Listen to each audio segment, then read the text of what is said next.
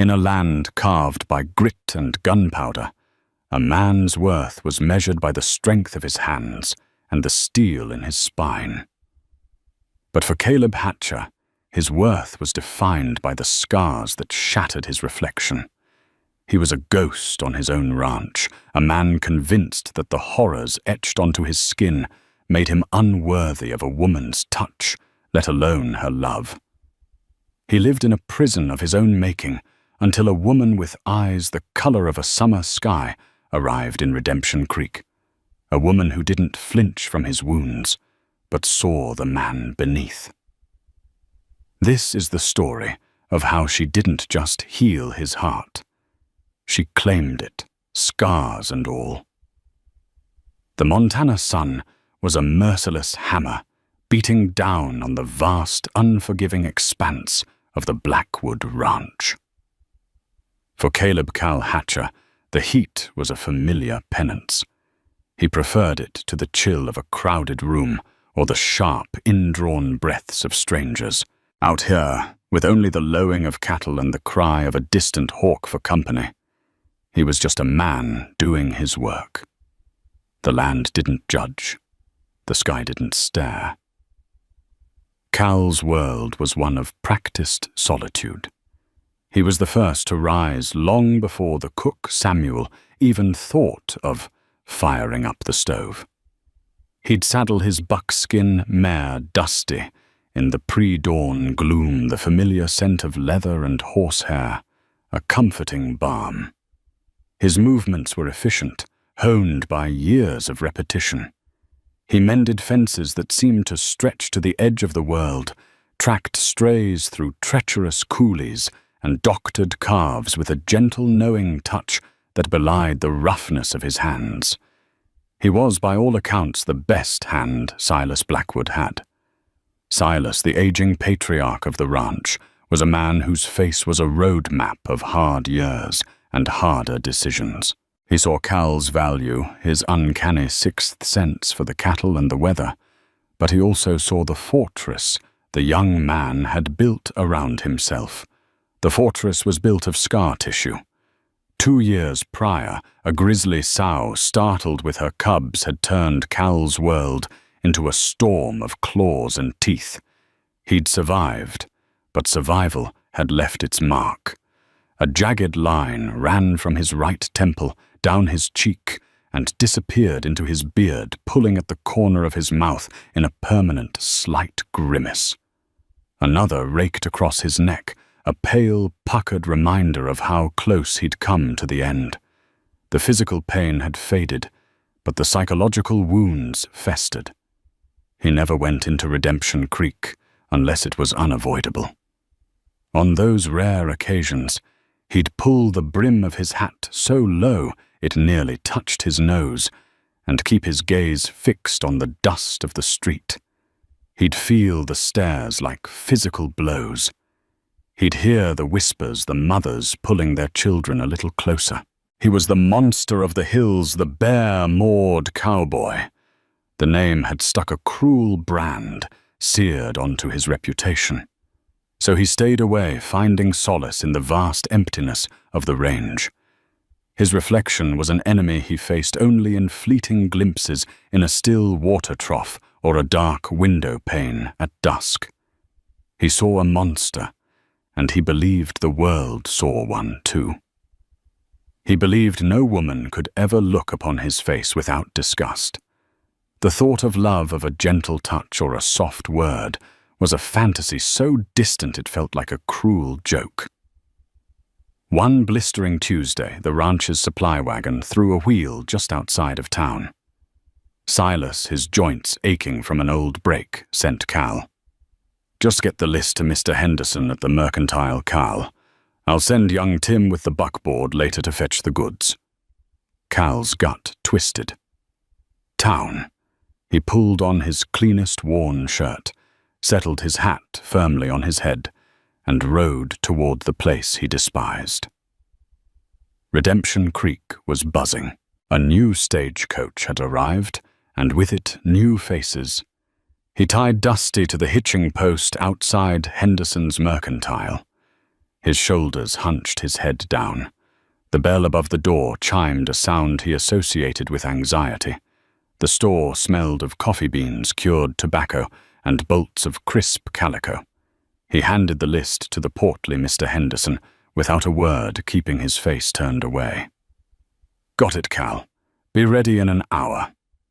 Henderson said, his voice a little too loud. As Cal turned to make his escape, a stack of tinned peaches, piled high in a precarious pyramid, wobbled. He sidestepped, but his spur caught on a loose floorboard. He stumbled, his arm flailing out, to catch his balance, and collided with the display. Cans rained down, clattering and rolling across the wooden floor with a deafening clamor. Every head in the store snapped toward the noise. Cal froze, his blood running cold. Humiliation washed over him, hot and suffocating. He knelt, his face burning, fumbling to gather the rolling cans, his scarred cheek now fully exposed to the room. He could feel the eyes on him, burning holes in his skin. "Oh, goodness. Are you all right?" The voice was like cool water on a sunburn. It was clear, gentle, and held no trace of alarm or revulsion. He looked up, his one good eye, squinting against the light from the doorway. A woman was kneeling in front of him, her gloved hands already gathering the scattered tins. She wore a simple but elegant traveling dress of deep blue, and a small fashionable hat was pinned to her auburn hair. But it was her eyes that held him captive. They were the color of a clear summer sky, and they were looking directly at him, filled not with fear, but with genuine concern. This was Clara May Thompson, newly arrived from Philadelphia, to take up the post of the town's schoolteacher. She had left the stifling parlors and rigid expectations of the East for the promise of a life she could call her own. "Here, let me help," she said, her smile small and kind. She placed a can into the crate he was clumsily trying to fill. Her gaze flickered for a fraction of a second to the angry red line on his face, but there was no recoil, no gasp, only a quiet, thoughtful curiosity. Cal snatched the can from her, his movements jerky. "I can manage," he rasped, his voice rough from disuse. He couldn't bear her proximity, her kindness. Pity felt worse than disgust. He gathered the last of the tins, shoved the crate onto the counter, and without another word or a backward glance, fled the store. He didn't stop until he was halfway back to the ranch, Dusty's flanks heaving beneath him. He pulled up under the shade of a lone cottonwood, his own breath coming in ragged gasps. He had made a fool of himself. But worse, far worse, was the memory of her eyes. For the first time in 2 years, someone had looked at his scars and hadn't immediately looked away. They had seen the monster, and they had offered to help. The thought was so terrifying, so profoundly unsettling, that it shook him more than any bear ever could. He pressed the heel of his hand against his scarred cheek, the familiar gesture a desperate attempt to ground himself. But the fortress was shaking. A single crack had appeared in the stone, and her name was Clara May Thompson. A week passed. Cal threw himself into his work with a ferocity that bordered on obsession, hoping the sweat and exhaustion would purge the memory of the woman in the mercantile. He rode harder, worked later, and spoke even less than usual. Silas watched him, a worried furrow in his brow, but said nothing. He knew Cal's demons were his own to fight. The rains came late that week, a sudden violent downpour that turned the dusty tracks into thick, impassable mud. It was during this storm that the schoolhouse, a small, aging structure at the edge of town, finally succumbed to its years of neglect. A portion of the roof collapsed, flooding the single room and ruining most of the books and slates. The news reached the Blackwood Ranch via a rider seeking donations for the repairs. Silas, a firm believer in community, pledged a generous sum and a supply of lumber. Then he did something unexpected. He found Cal in the barn, reshoeing a skittish colt. "Cal." Silas began, his voice steady. "The schoolteacher, Miss Thompson, needs a hand. The roof's caved in. I told her we'd help. I want you to ride out tomorrow, see what needs doing. Take Tim with you." Cal's hands stilled the hammer hovering over the anvil. "Silas, send Tim. Send any of the other boys. They're better with carpentry." It was a lie. Cal was a meticulous craftsman, his work with wood as precise as his work with horses. Silas's eyes, weathered but sharp, didn't waver. "The other boys are driving a herd up to the high pasture before the next storm hits. It's you. Besides, you know that land. You can see if the foundation is sound." He paused, his tone softening slightly. "She's new here, son. Alone. The town council moves slower than molasses in winter. She needs help now." It wasn't a request. It was an order wrapped in a fatherly appeal. Cal felt trapped. The thought of facing that woman again, of being under her direct observation for hours, made his stomach clench. He imagined her polite, strained expressions, the careful way she would avoid looking at the left side of his face. The next morning, under a sky washed clean by the storm, Cal and young Tim, a lanky boy of 16, with more enthusiasm than sense, rode toward the schoolhouse. Cal was silent, his hat pulled low, his mood as dark as the storm clouds from the day before. They found Clara May Thompson amidst the wreckage. She had her sleeves rolled up, her dress was smudged with dirt, and she was trying with little success to haul a waterlogged bench out of the mud. She looked up as they approached a strand of damp auburn hair falling across her forehead. Her face lit up with relief, not the pity Cal had been dreading. "Mr. Blackwood sent you." "Thank heavens," she said, her voice carrying easily on the morning air. Her sky-blue eyes met Cal's, and she gave him a genuine, unreserved smile. "I'm Clara May Thompson. And you are?" she asked, looking from him to Tim. "Tim O'Connell, ma'am," the boy chirped. "And this here is Cal Hatcher." Clara's smile didn't falter as she looked back at Cal. "Mr. Hatcher, we met briefly, at the Mercantile." Cal could only manage a stiff nod, his throat tight. "Well, I'm deeply grateful for your help," she continued, turning her attention to the ruined building. "As you can see, it's a disaster. I was hoping to salvage some of the children's readers, but I think most are lost." For the next several hours, Cal worked with a silent, focused intensity. He assessed the damage with a professional eye, his voice a low rumble as he gave instructions to Tim. He was in his element, here. A problem to be solved, a structure to be mended. He could lose himself in the geometry of support beams and the bite of the saw.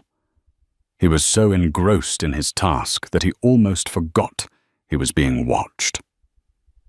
Clara was not idle. She worked alongside them, dragging out debris, scrubbing salvageable furniture, and organizing what little was left. She was tireless, her determination impressive.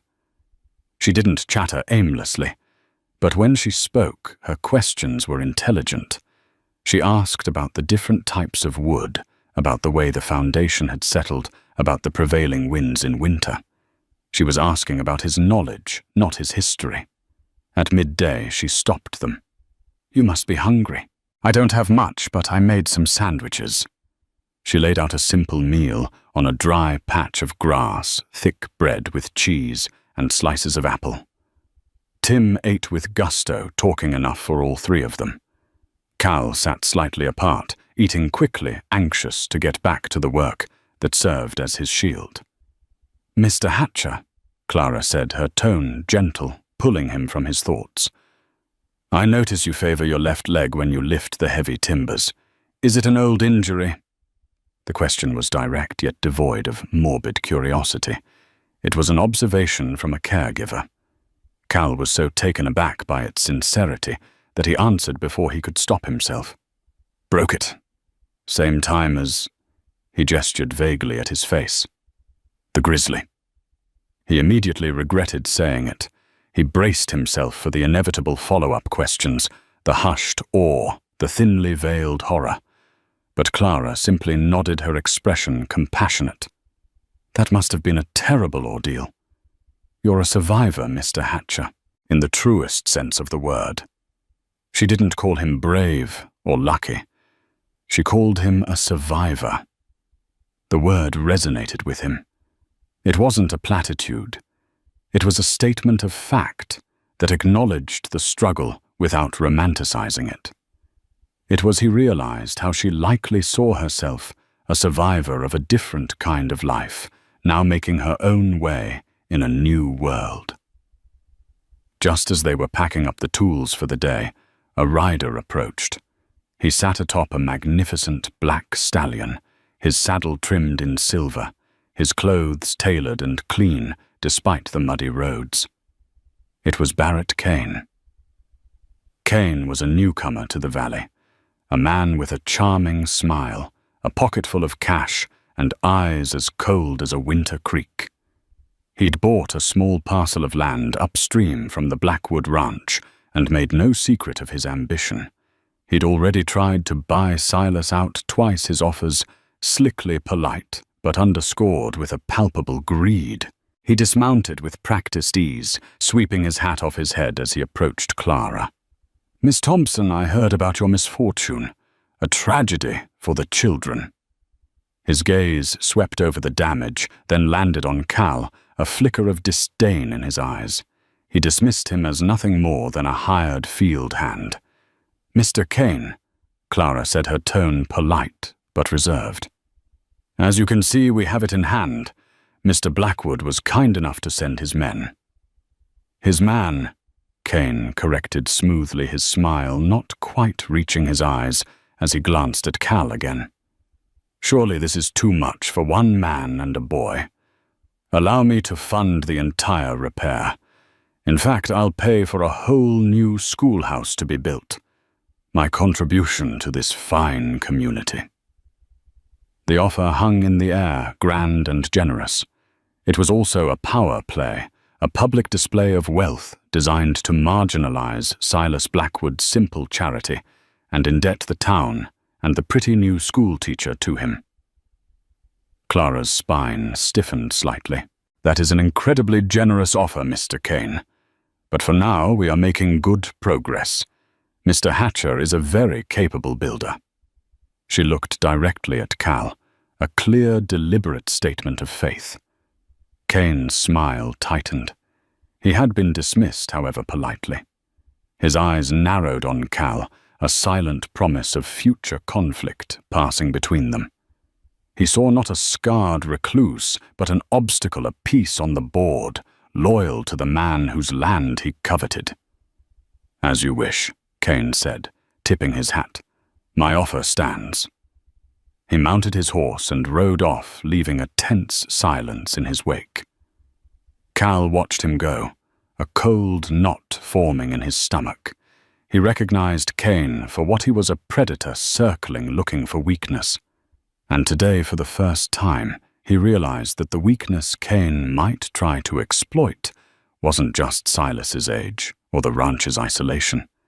It was the quiet, determined schoolteacher who had just without hesitation stood up for him. As he and Tim rode home in the fading light, Tim chattered about Kane's fancy horse. Cal was silent, but his mind was racing. He had spent 2 years hiding from the world, but the world, it seemed, was no longer content to leave him alone. And a part of him, a small, treacherous part he hadn't known existed, was glad. The fortress walls were crumbling, and the light getting in was the color of Clara May Thompson's eyes. The repairs on the schoolhouse became Cal's new routine. Every morning he'd ride out sometimes with Tim, sometimes alone, and lose himself in the work. And every day, Clara was there. She learned to anticipate his needs, having a cup of hot coffee ready when the morning air was crisp, or a bucket of cool water when the afternoon sun beat down. She'd read aloud while he worked her voice a pleasant melody against the rhythm of his hammer passages from Shakespeare or poems by Whitman that she'd managed to salvage. He found himself speaking more, the words coming easier. He told her about the different calls of the birds, how to read the clouds for an coming storm, the way the seasons changed the color of the mountains. He spoke of the land he loved, and she listened with an attentiveness that made him feel seen, not stared at, but truly seen. He learned about her too. He learned of Philadelphia, a city of brick and noise that she described with a curious lack of nostalgia. He learned of her father, a stern physician who believed a woman's place was in the home, and of the suffocating engagement she had broken to come west, seeking air she could breathe and a purpose that was her own. In her story, he heard an echo of his own confinement.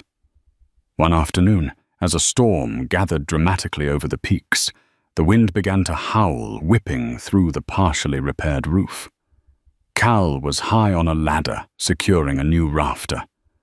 A sudden violent gust caught a loose tarp, sending it flapping wildly. The noise, a sharp cracking sound like a gunshot, was too close to the memory of a branch snapping under a predator's weight. He flinched, his body reacting before his mind could catch up. His hand slipped. He didn't fall, but the heavy hammer he was holding tumbled from his grasp, striking a glancing blow against his forearm, before clattering to the floor below. "Cal!" Clara cried out, her book forgotten. He scrambled down the ladder, his heart pounding a frantic rhythm against his ribs. It wasn't just the near fall. It was the flashback.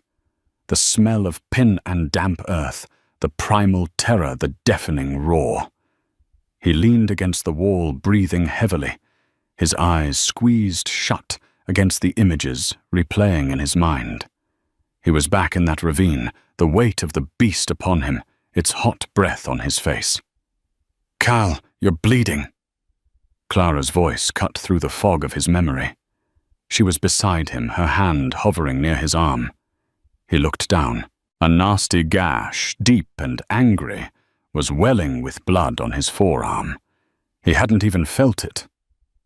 "It's nothing," he muttered, turning to go outside, needing to escape the enclosed space, the memory, her concerned gaze. "Don't be ridiculous," she said, her tone firm but gentle. She took his uninjured arm. "Come inside my quarters. I need to clean that before it gets infected." Her living space was a small room at the back of the schoolhouse that had been spared the worst of the damage. It was simple and clean, with a few books, a vase of wild flowers on a small table, and a scent of lavender.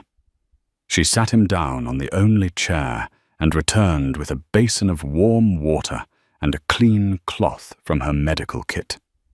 He sat rigidly as she knelt before him, her touch surprisingly steady as she began to clean the wound. The sting of the antiseptic was sharp, but it was her proximity that set his nerves on edge.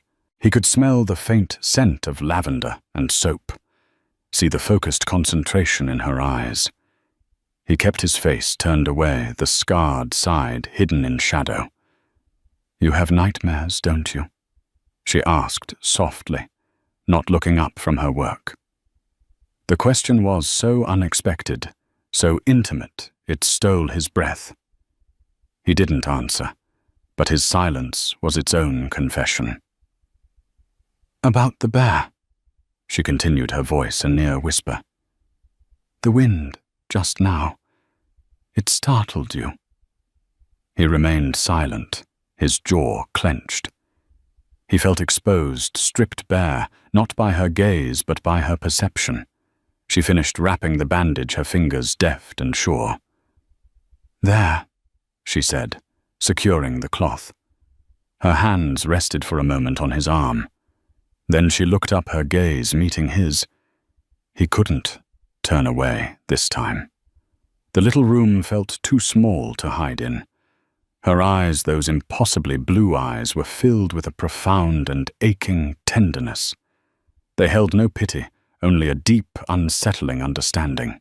He saw his own pain reflected there, and something more, a strength that called to his own.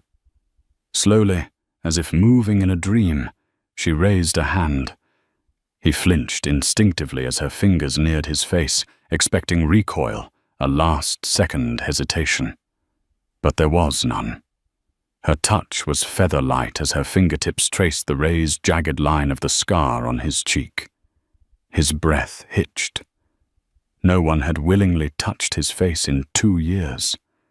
Not even he himself, if he could help it.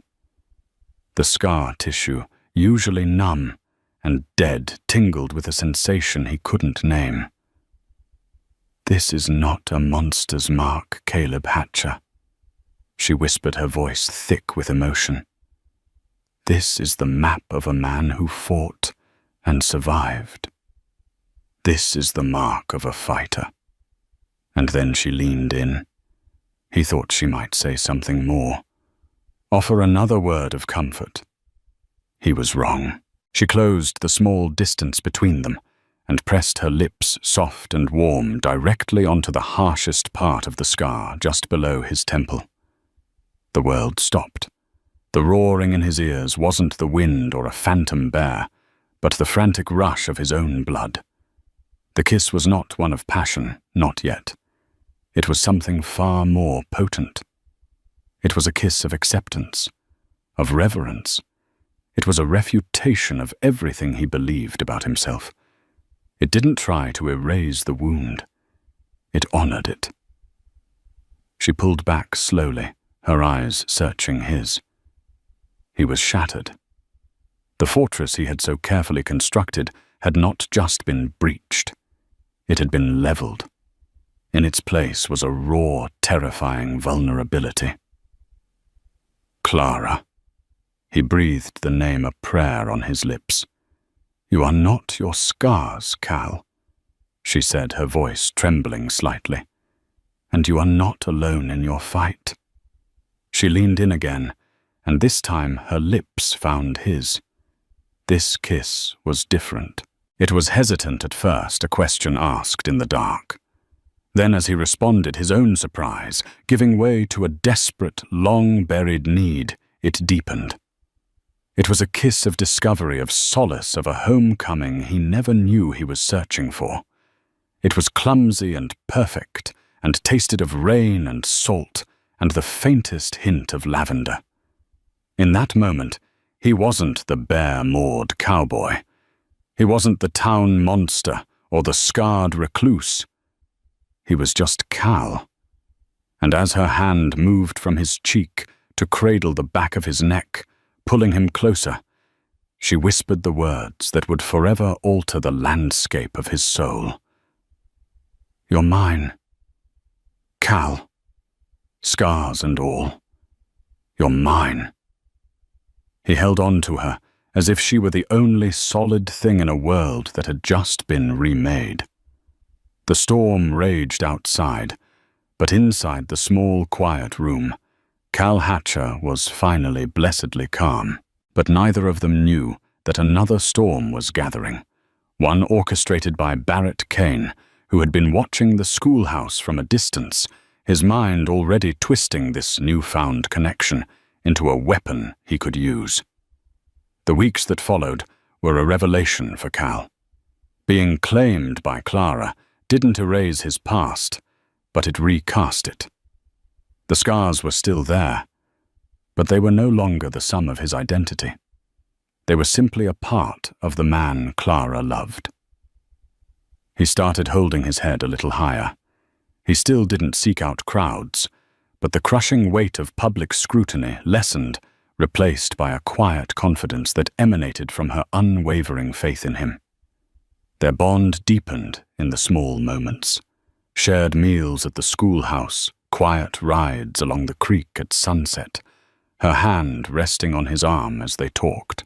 He showed her the hidden places of the valley, a secluded waterfall, a meadow bursting with Indian paintbrush, a high ridge where you could see 3 counties on a clear day. And she, in turn, opened up the world of books and ideas, to him reading poetry that gave voice to the feelings he'd never been able to name.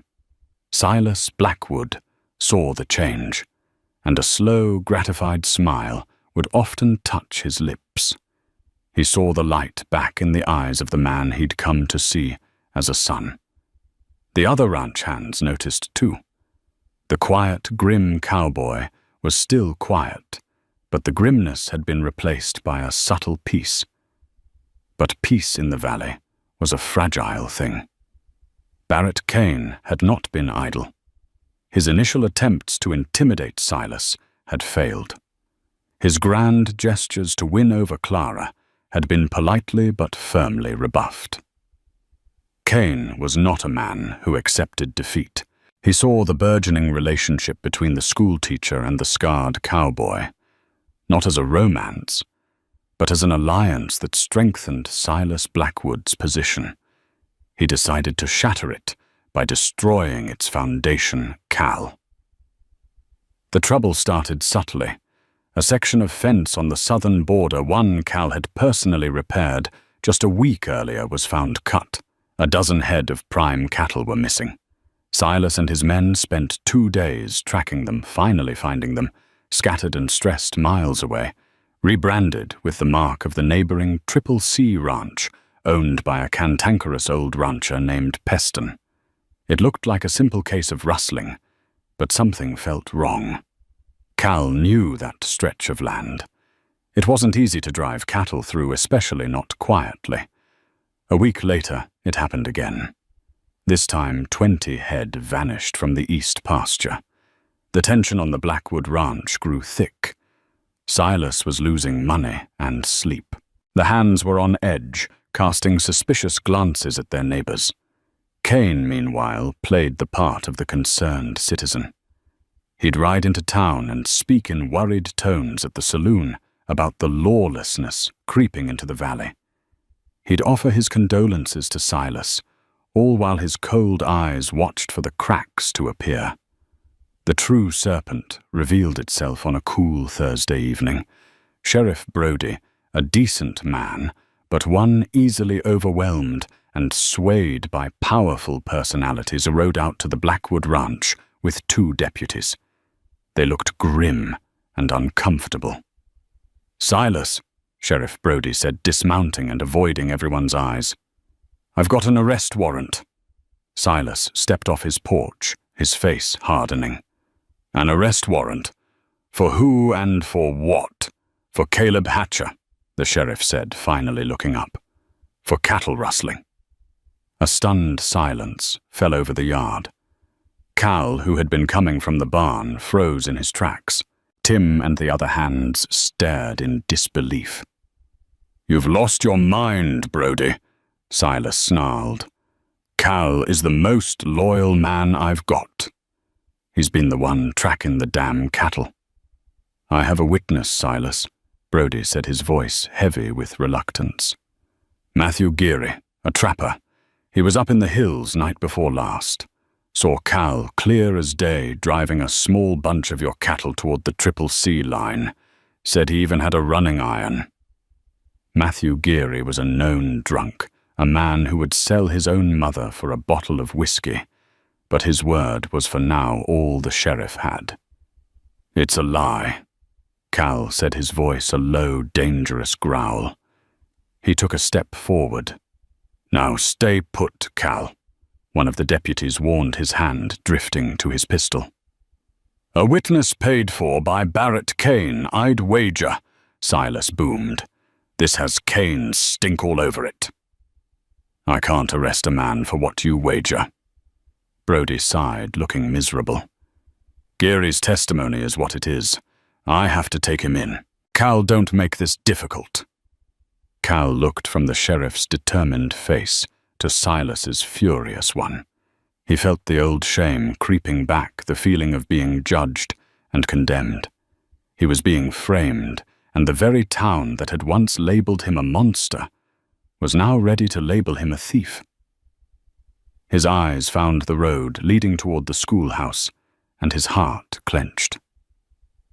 What would Clara think? Would this be the thing that finally made her see him as the world did? He didn't resist. He allowed the deputy to take his gun belt and bind his wrists. He knew protesting fighting would only make him look guiltier.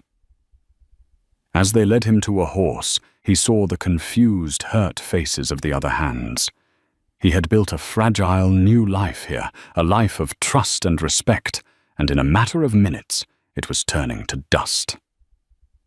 The news traveled through Redemption Creek like a prairie fire. By the time Sheriff Brody locked Cal in the town's small, stuffy jail cell, the entire community was buzzing. The bare-mawed Cowboy was a rustler. It fit the narrative many had already written for him, a strange, violent man living on the fringes. Clara heard the news from one of her students, a boy whose father ran the blacksmith shop. Her heart plunged. She dismissed school early and marched directly to the sheriff's office. She found Brody at his desk, looking as if he'd just swallowed a hornet. "Sheriff," she began, her voice shaking with controlled fury, "I want to see Mr. Hatcher." "Miss Thompson, it's not a good... I'm not asking for your opinion on the matter." She cut him off, her Eastern propriety giving way to raw frontier nerve. "I'm demanding to see him, and I want you to tell me exactly what evidence you have against a man who has done nothing but show integrity and kindness since the day I met him." Her ferocity startled the sheriff. He recounted the story of the witness, Matthew Geary. "Matthew Geary?" Clara asked, her eyes narrowing. "The man who spends more time at the bottom of a bottle than on his feet. That is your star witness against a man's character." "It's what I've got, ma'am," Brody said weakly. She was allowed a few minutes with Cal. He was standing at the barred window of his cell, staring out at nothing. He didn't turn when she entered. "Cal," she said softly. He finally faced her, and the look in his eyes broke her heart. The confidence she had so carefully nurtured was gone, replaced by a hollow, haunted look of resignation. It was the look of a man who had expected betrayal all along. "You should stay away from me, Clara," he said, his voice flat. "This is what happens. Trouble follows me." She walked right up to the bars, her knuckles white as she gripped them. "Don't you dare!" she hissed, her voice low and intense. "Don't you dare let him do this to you. Barrett Kane is trying to break you to break us. Do not give him the satisfaction. I know you're innocent." He looked at her, his expression a mixture of despair and wonder. How can you be so sure? Because I know who you are," she said, her blue eyes blazing. "I know your heart, Caleb Hatcher, and it is not the heart of a thief. This is a lie, and I am going to prove it." She wasn't just a school teacher anymore. She was a woman fighting for her man, for their future. As she left the jail, her mind was already working, analyzing, searching for the flaw in Kane's vicious frame. Kane wanted to isolate Cal, to turn the town and the woman he loved against him. He had underestimated Clara May Thompson. He thought he was dealing with a fragile eastern flower. He was about to discover he was facing a storm. Clara's first stop was not the mercantile or the saloon, but the small, dusty office of Elias Thorne, the town's lawyer. Thorne was a man well past his prime, with a fondness for quoting Shakespeare and a reputation for being more interested in his law books than his clients. But he was also meticulous, and Clara wagered possessed a deep-seated dislike for bullies like Barrett Kane. She laid out the case as she saw it, her arguments clear and logical. The entire case rests on the word of Matthew Geary, a man whose credibility is questionable at best. The motive lies squarely with Barrett Kane, who has made repeated documented offers to buy the Blackwood Ranch. This is not justice, Mr. Thorne. This is a land grab, disguised as a legal proceeding. Thorne listened, stroking his white beard, his eyes glinting with a flicker of interest he hadn't shown in years. Motive and opportunity are not proof, Miss Thompson. But the flimsiness of the evidence is compellingly flimsy. He agreed to represent Cal, his old fire seemingly rekindled by Clara's passionate conviction. While Thorne prepared to challenge the legal basis for the arrest, Clara began her own investigation. She knew she couldn't outfight Kane, but she might be able to outthink him. Her first target was the supposed witness. She found Matthew Geary celebrating his newfound wealth at the Dusty Spur, the rowdier of the town's 2 saloons. He was already half drunk, buying rounds for anyone who would listen to his embellished tale of catching the bear man red-handed. Clara waited outside. She knew a direct confrontation would be useless. Instead, she observed. She saw him pay for a round with a crisp new $20 bill, more money than Geary usually saw in a month.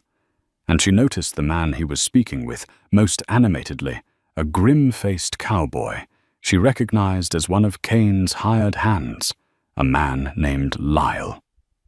Her plan formed. She went to the mercantile and purchased a few items, including a bottle of the cheapest, most potent whiskey Mr. Henderson sold. That evening she didn't go to her room at the schoolhouse. Instead, she walked to the dilapidated shack on the edge of town where Geary lived. She found him sitting on his porch, nursing his head. She approached him not with accusation, but with feigned sympathy. "Mr. Geary," she said, her voice soft. "I'm the schoolteacher, Clara Thompson. I heard about what happened. It must have been very frightening seeing that." Geary, surprised, puffed out his chest. "It was. But I did my civic duty." "I'm sure you did," she said, placing the bottle on the rickety table beside him. "I thought you might need this. For your nerves." His eyes lit up. "Well, now that's mighty kind of you, ma'am." "I was just talking to Sheriff Brody," she lied smoothly. "He said you saw it all from the old hunters, blind up on Miller's Ridge. That's a good vantage point." Geary, eager to impress, and his mind already clouded by the day's drinking, took the bait. "That's right. Saw the whole thing from there. Clear as a bell." Clara's heart gave a triumphant leap. "That's what I thought. It's just odd." "Odd? What's odd about it?" he asked, taking a swig from the bottle. "Well," she said. Her brow furrowed in thought. "My students and I were just studying the moon phases. Last Tuesday night, the night you saw Mr. Hatcher, was the new moon. The almanac says it was one of the darkest nights of the month, with heavy cloud cover before midnight. It must be a wonder you could see all the way to the pasture, let alone recognize a man's face and a branding iron." Geary froze the bottle halfway to his lips. His liquor-addled brain struggled to catch up. He had been so focused on the story Kane's man had fed him that he hadn't considered the simple facts of the night sky. He started to stammer, a flush creeping up his neck. "Well, the clouds. They broke for a bit," he mumbled. "For long enough to see everything," Clara pressed gently. "Because Miller's Ridge is nearly half a mile from that pasture fence. You must have eyes like a hawk, Mr. Geary. Truly remarkable." She had him. He knew it, and she knew it. She left him there, sputtering and panicked, without another word. She had planted the seed of doubt. Meanwhile, back at the ranch, Silas Blackwood wasn't idle. Furious at the accusation against Cal, he rode a wide circle around his property, his old tracking skills kicking in. He found what he was looking for, near the broken fence line, a single discarded cheroot half-smoked. Silas had never seen Cal smoke anything but a pipe, and rarely at that. But he had smelled that particular expensive, sweet-cured tobacco before wafting from Barrett Kane. It wasn't proof, but it was confirmation. The climax came 2 days later during Cal's preliminary hearing. The small courthouse was packed. Kane was there sitting in the front row, looking confident and smug. Cal stood beside Mr. Thorne, his face a stoic mask. But his eyes kept finding Clara in the crowd. Her presence was his anchor. Sheriff Brody presented his case, culminating in calling Matthew Geary to the stand. Geary, now sweating and sober, looked terrified.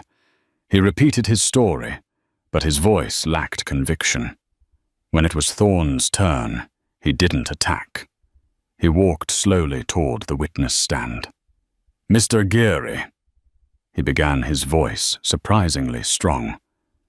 "You have testified that you witnessed my client, Mr. Hatcher, from the blind on Miller's Ridge. Is that correct?" Yes, sir."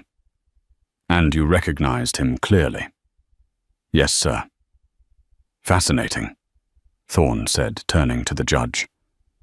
"Your Honor, I find it incredible that Mr. Geary could perform such a feat of observation, given that according to the U.S. Naval Observatory records for that night, the moon was new and the cloud cover was total until 3 a.m., long after the alleged crime took place. It was, for all intents and purposes, pitch black."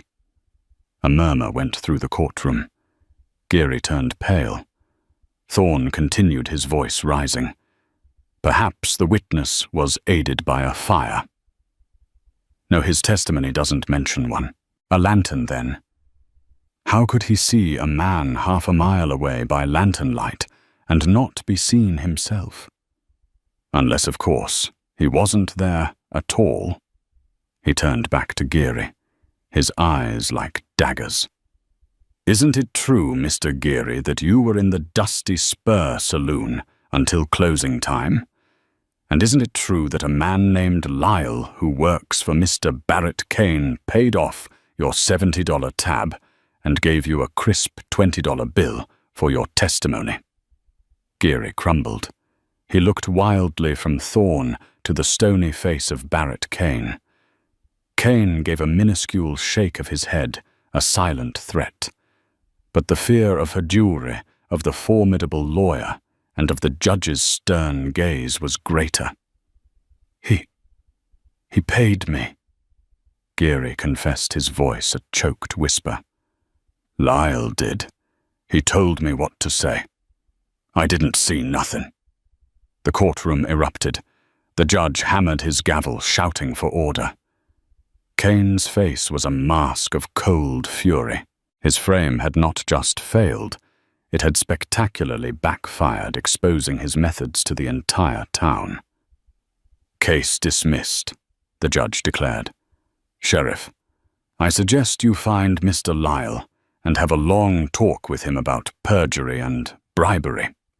"And McCain," he said, fixing him with a hard stare, "this court does not appreciate its time being wasted by the machinations of ambitious men." Kane stood up, his veneer of civility stripped away. He shot a look of pure hatred at Cal, then at Clara.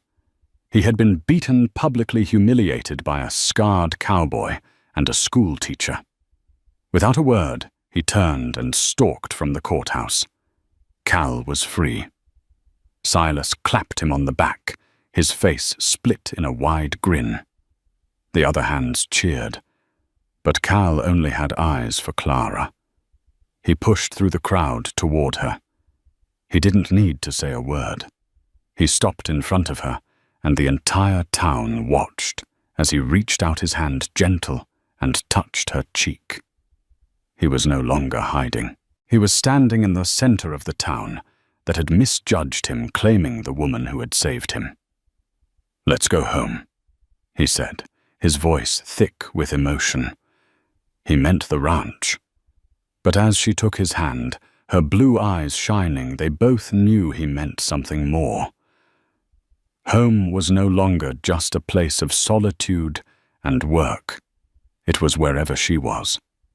As they walked out into the sunlight, Cal knew the fight with Cain might not be over, but the battle for his own soul was won. He was not the monster in the shadows. He was Clara May's man, and he would stand in the light by her side, ready for whatever came next. The ride back to the Blackwood Ranch was quiet, but it was a different kind of silence than the one Cal had always known. It wasn't the heavy silence of isolation or the tense quiet of dread. It was a shared peace full of unspoken understanding. Clara rode beside him, her presence a steady, comforting warmth against the vastness of the landscape. For the first time, Cal felt like he truly belonged in the world, not just as a spectre haunting its edges. When they arrived, Silas was on the porch, a rare, wide grin on his weathered face. The ranch hands, including young Tim, let out a cheer. They slapped Cal on the back, their respect genuine and hard-won. They weren't just welcoming back a fellow hand. They were celebrating one of their own, who had faced down injustice and won. Cal met their eyes, his own gaze clear and direct, offering a nod of thanks that was worth more than 1,000 words. He was home. Later that evening, as the sun bled orange and purple across the mountains, Sheriff Brody made one last trip out to the ranch. He found Cal and Silas on the porch while Clara helped the cook Samuel with the evening meal, her laughter drifting through the open kitchen window. "Just thought you'd want to know," Brody said, looking relieved to be the bearer of good news for a change. "Barrett Cain is gone, cleared out his room at the hotel, paid his accounts, and took the morning stage east. Seems my chat with his man Lyle opened up a whole barrel of snakes. Cain has a habit of leaving towns just before his business practices catch up to him. I suspect Redemption Creek has seen the last of him." A collective sigh of relief passed between the men. The shadow that had loomed over the valley had finally dispersed. The external threat was gone, leaving only the future to be built. After the sheriff left and the evening meal was done, Cal found Clara by the corral fence, watching the horses settle in the twilight. The air was cool and smelled of hay and dry earth. He stood beside her, their shoulders almost touching. "He's really gone," she said softly. "He is," Cal affirmed. He turned to face her, the fading light catching the silvered lines on his face. He reached out and gently touched the scar on his cheek, the one she had kissed in what felt like a lifetime ago. "For 2 years, he began, his voice low and steady. "I thought this was the end of my story, a permanent mark of what I'd lost. I thought no one could look at me and see anything else." He looked into her eyes, those endless summer skies. "But you did. You saw me, Clara. Not the scars, not the rumors. Me. You fought for me when I had forgotten how to fight for myself." He took both of her hands in his rough palms, enveloping her smaller, softer ones. "I love you. I love you for your courage, for your kindness, and for the way you look at me, like I'm the only man in the world." Tears welled in Clara's eyes, shimmering in the dusk. "I don't have a fortune like Cain's, or a slick tongue," he continued, his heart pounding against his ribs. "All I have to offer is my loyalty and my strength and a heart that you claimed and healed. This ranch, Silas says one day it'll need someone to run it. I want to build a life here, with you." He took a deep breath, the most courageous one of his life. "Clara May Thompson, would you marry me? Would you make this place our home and let me spend the rest of my days proving I'm worthy of your love?" Her tearful laugh was the most beautiful sound he had ever heard.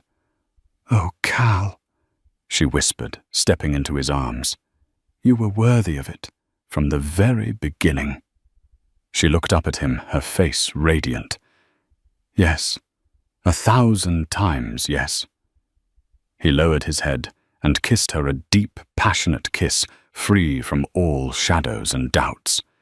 It was a promise of sunrises, of shared burdens, of a future built together. He was Caleb Hatcher, a man with scars. But they were now just that, scars. They were a part of his story, but Clara was his future. And looking out over the peaceful valley, holding the woman who was his whole world, he knew he was finally, truly home. In the heart of the unforgiving West, a man defined by his scars found his salvation not in revenge or solitude, but in the steadfast love of a woman who saw beyond them. Caleb Hatcher's story reminds us that the deepest wounds are often the ones no one can see, and the most powerful healing comes from the courage to love and be loved in return. Clara May didn't just kiss his wounds. She validated his worth, proving that true strength isn't about having unblemished skin, but an unbreakable spirit. Their love story, forged in adversity and sealed by unwavering faith, became a quiet legend in Redemption Creek, a testament to the fact that even in the harshest landscapes, the most beautiful things can grow. If this story of courage, love, and redemption resonated with you, please give this video a thumbs up, share it with someone who loves a powerful story, and be sure to subscribe to our channel for more tales from the heart of the American West.